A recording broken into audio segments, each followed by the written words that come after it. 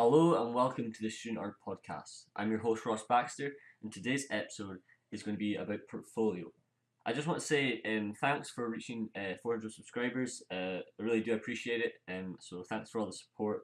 And to all the new subscribers who've just joined recently, thank you.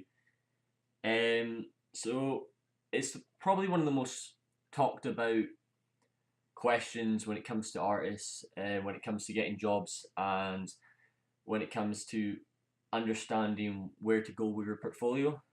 Um, so as students, so for the Shoot Art podcast, it's really about really enhancing your workflow throughout college and university, or whether you're just starting out and trying to get to a certain goal quicker. So the main thing that I've always realized when it comes to portfolio is the obvious question of quantity and quality and so forth. But the obvious one where so many people struggle, and I think it's all based upon your situation in terms of where you are now. So whether or not you live on your own, have you just finished university, um, is there certain obstacles in your way that are currently stopping you from doing your like the portfolio I can't speak the portfolio that you want to do. So the first question I always say to people is the obvious one, but it can be hard for a lot of people. But it's like, what do you want to do? Like, what do you love to do? Like, what makes you excited? Like, what makes you want to continue and do more? And what gets you through? Like, what artwork can you keep doing over and over again? Obviously, it depends when it comes to learning like a variety of different things. Like if you want to do a broad range of things from say Marvel and then doing like realism for film or going into TV and stuff, it really depends. So you can go really stylized like anime and so forth, or like completely a wide range of anatomy choices. When it comes to character art, like specifically character art, there's so much like diversity going on there, which is great. So it's just down to like being true to yourself and being honest and answering the question, what do you want to do? Maybe right now you don't have much of an option in terms of what you want to do. Maybe you're a wee bit older than most students and you have a family possibly, or that you live on your own and you're maybe struggling to for income wise, and you just want to get a job that is it is 3D or it is 2D, but it may not be exactly what you want to do yet, but it's bringing in the money and it's helping you out towards your goal. That was one of the main things I learned from one of my favorite artists, John Troy Nickel. His approach to getting the career he wanted to do at first was started by his philosophy of I'd rather do a job that sucks but work on something that is what I want to do. So working on the portfolio side of things and just doing exactly what I want to do rather than wasting time on working at a place that you don't want to work and doing something that you don't want to do, if that makes any sense. Um, so I highly recommend. Obviously, it does depend on your choice. To just keep going at it, even if it's an hour a day, and even if it's half an hour a day, focusing on the quality rather than trying to rush something. And the best thing I've learned in comparison to my studies, so when I was at university to where I'm at now, is the work that's got my self noticed was focusing on something that was a certain scale and wasn't too optimistic in the sense that it wasn't a massive environment, but it was really condensed down to complexity and a focus upon design. So I made a Harry Potter piece recently, which I've just finished, and it took about 2 months, 2.5 months to finish. Um, and my priority was based off the advice I got from studios, and that was focus on something that's small and make it really good. And I think that the problem which I had and so many studios realize that students have is that they go for either scale, like they go for a certain size of things, whether it's massive environments, believing that learning all this knowledge is valuable in the long run. It is in like to a certain level, like it is important to make environments and make like fast worlds and stuff because obviously that's what you want to do, whether it's environment art. or whether when it comes to character art, say you made, like some people think making lots of characters over one character is better, but it's never the case.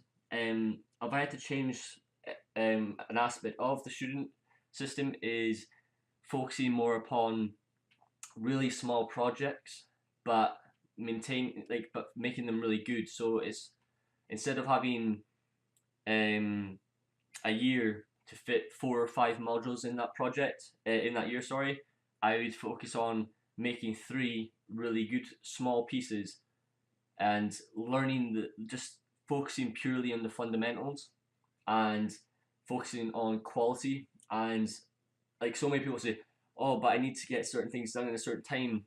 That time comes through practice, through repetition. Making massive environments, which I've realized doesn't dictate the speed, because you're so busy thinking about the whole picture, and because you're developing your software skills still as you go through education, you like there's still so much stuff going on, plus the written material and stuff. So I think that'd be a really nice thing if education could really. I think they probably are doing it. Like the university I went to was really good, but in terms of what I realized in comparison to what most most of my fellow classmates over the different colleges and universities I went to, I think they all, a lot, well, not all of them, a lot of people believe that, oh, I need to get so much work done, I need to get so much work done, and I fell into that trap, and I can't complain. Like I made that mistake, but it let me grow as well. So it does depend. But if you're really wanting to improve as a person, as an artist, and as a person, I'd focus on making something around like a within reasons. Like it has to be obviously detailed and stuff. So if I had to use an example, if you go into my portfolio and you click on my Martian piece based off the film The Martian, which was an environment I made for a company called Axis Animation, and it was for my portfolio.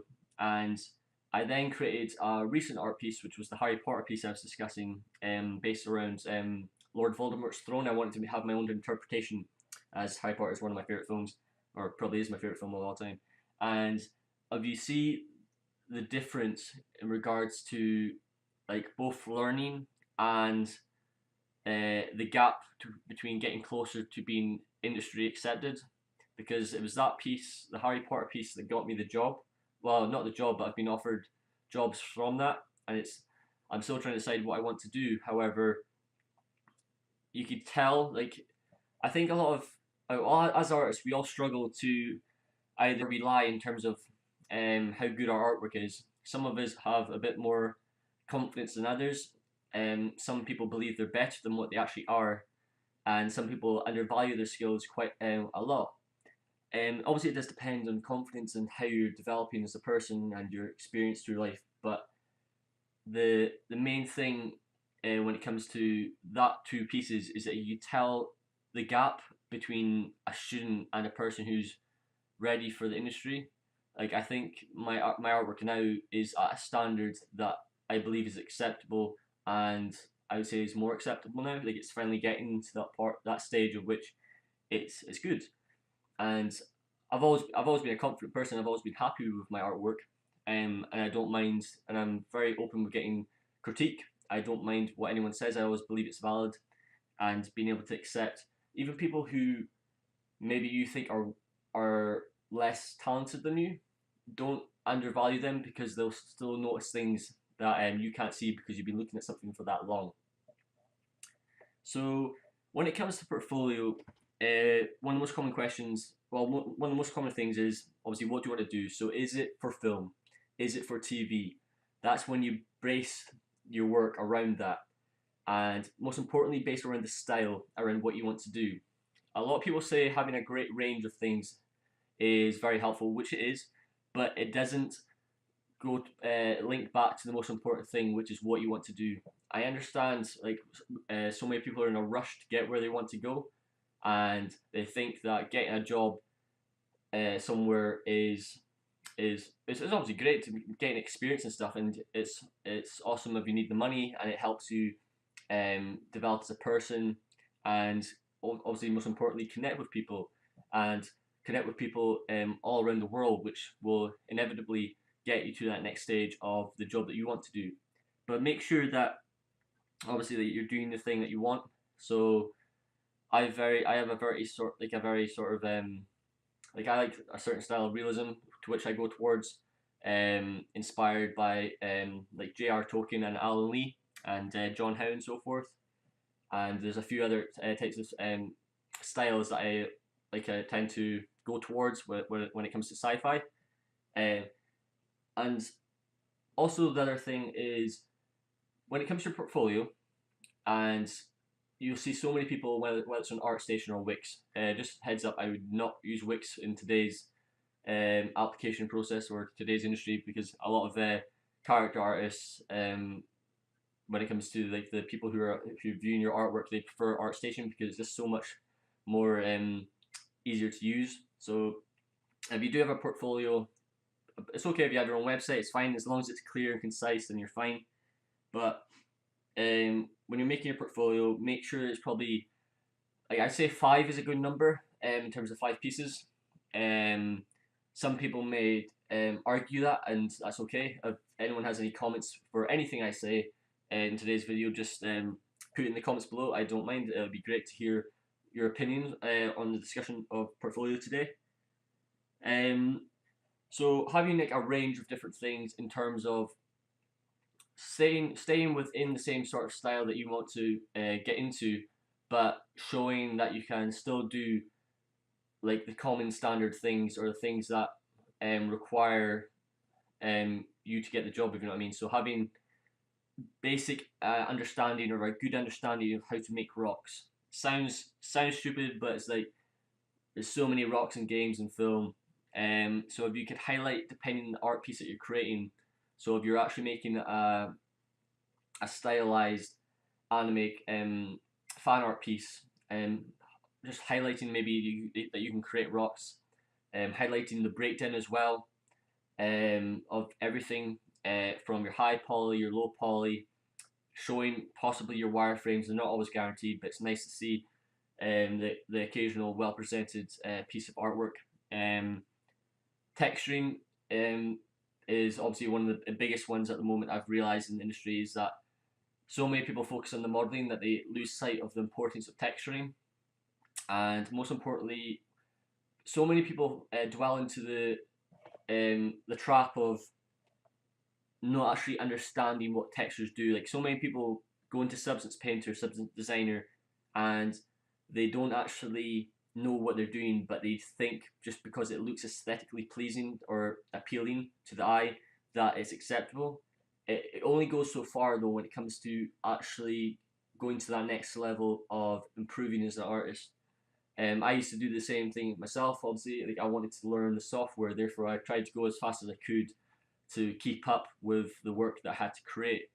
But when you can understand the purpose of like maps for character artists and environments, so specular maps, and so forth, whether it's obviously it depends what software you're using, but having a good PBR knowledge of each software.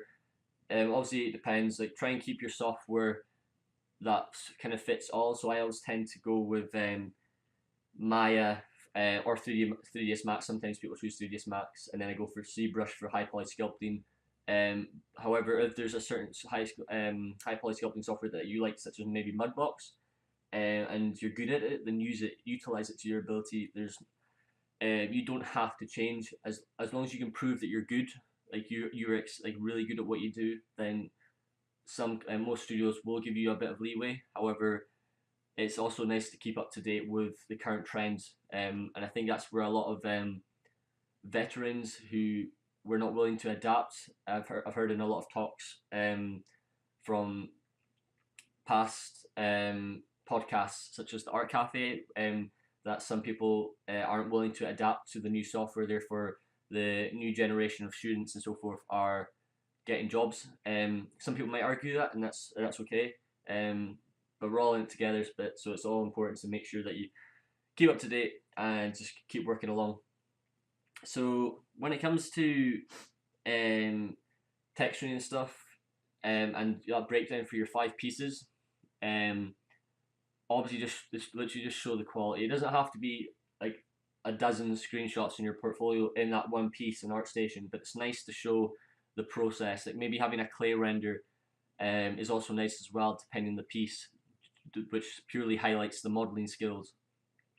Um, and then once you've got your 5 pieces, I obviously make sure you get rid of any things that you can say in your, like if you have a portfolio piece right now that's on your ArtStation and you don't like it, or you compare it to someone else on ArtStation who's a professional, get rid of it. Um, just like because we judge your artists who are, well, recruiters who are looking out for artists tend to judge you by your weakest piece and your weakest skill set.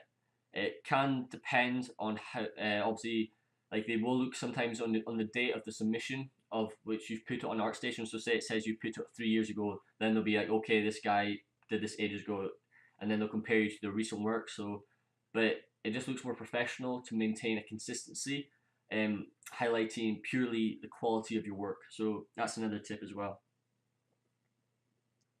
When it comes to the question of getting jobs as well, are you able to, or are you willing to move country to go after what you want? Obviously, it's a very money based situation in which you have to figure out a vast range of different things before you make that final decision. But are you willing to be open to moving to get the job that you want? And that's also always a great experience as well. Like one of my recent job offers, I was asked if I would like to move country, and in my head, I was instantly open to it. But obviously, it depends on whether or not you have other commitments. If you have family, if you have a girlfriend or a boyfriend or whatever it is, and it obviously depends on your situation as well. Like as you were saying earlier, can you afford it? But don't rule out taking that opportunity, because sometimes taking those little risks or moving country, which is a big leap, can sometimes be the best thing you've ever done. And experiencing a new culture is always great as well. Also for inspiration, like seeing new things is amazing. Like I think that's one of the traps that a lot of artists fall into, is that they don't always go out as much as they should. We tend to be indoor people. But one of the best things is obviously observing and going outside and experiencing new things with people, and that will inevitably make your artwork better as well. So we've talked about a range of different things for portfolio. It's mainly for environment and character artists, but it applies to everything in regards to concept design.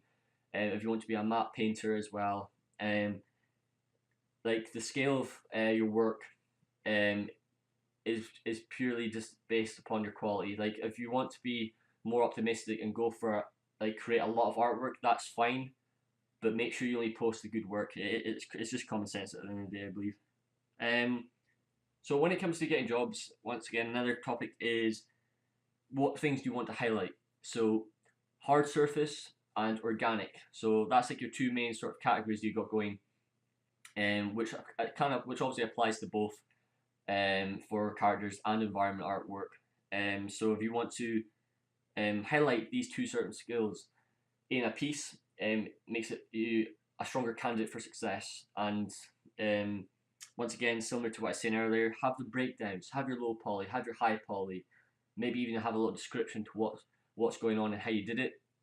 If it's for games, highlight the tries you've got part of the mesh, like your try count, and once again your text stream. It's identify the softwares that you used, and because that'll obviously relate to the software that companies use as well, so they'll be able to acknowledge what your strengths are and where your weaknesses possibly are. But it's showing that you're highlighting the process, and that's the main thing. The main thing when it comes to getting jobs is process. I think it's process and quality. If you can highlight those two words, you're instantly getting a job, because the quality and the process dictates everything. Obviously, your personality and using an individual is important, and it's probably the most important. But they don't. Your CV probably counts as 1%. I know it's probably crazy, but 1% of what they care about in regards to your submission. because they purely care about the artwork, and it's been highlighted in so many talks and so many different things. Obviously, you have to be a nice individual and stuff, and not be egotistical, but having that portfolio is the most important thing.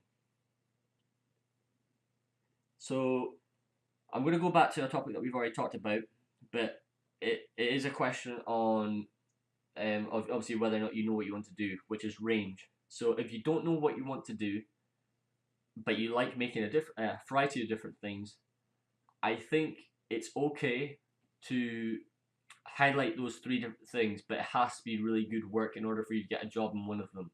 So say you have three different styles, so you want to go into, like, say you like anime, you like say like realistic games style art, or say you like realism for, I don't know, like characters for film, and you can't decide which one to choose.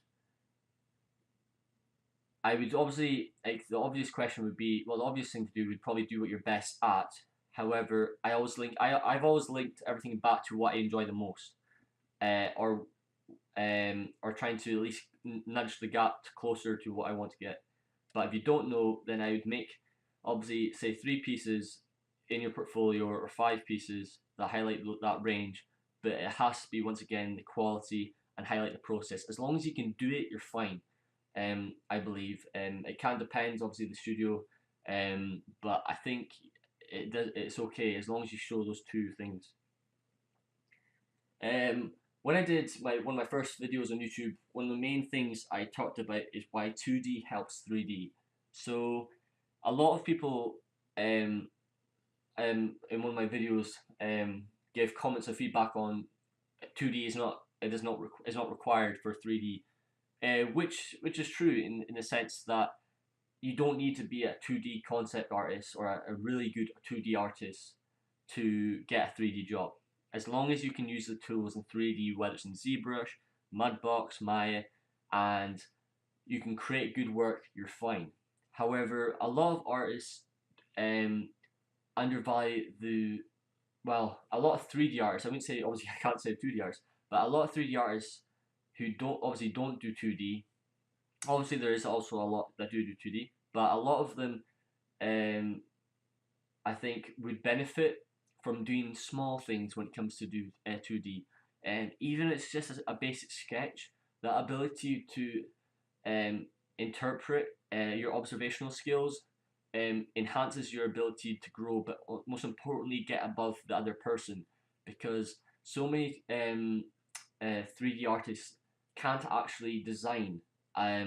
So like a lot of people will go through the repetitive process of getting initial art from a concept artist, or from a design team, and they'll be able to develop it from scratch. They'll be okay. I see it. I got the visual idea.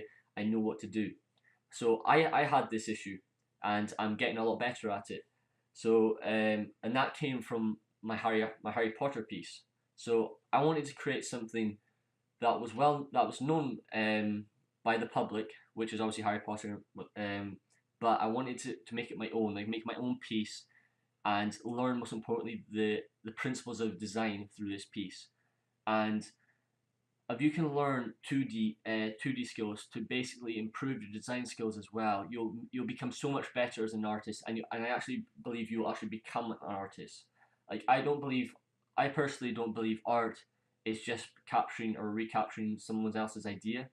Um, it's okay to interpret something, and it's fine. It's nothing wrong with doing that. Like making fan art. I love fan art. I'm one of those people who love to make fan art. I'm making fan art at the moment.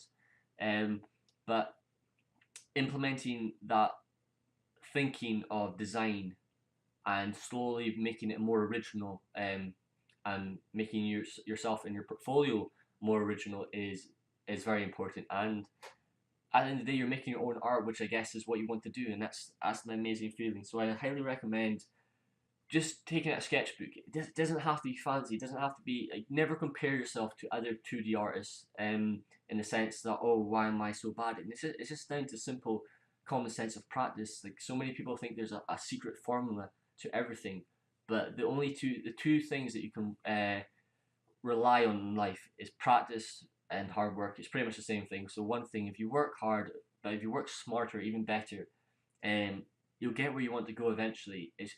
And if anyone's doubting you, who cares what they say? Just keep going at it, and you'll get there.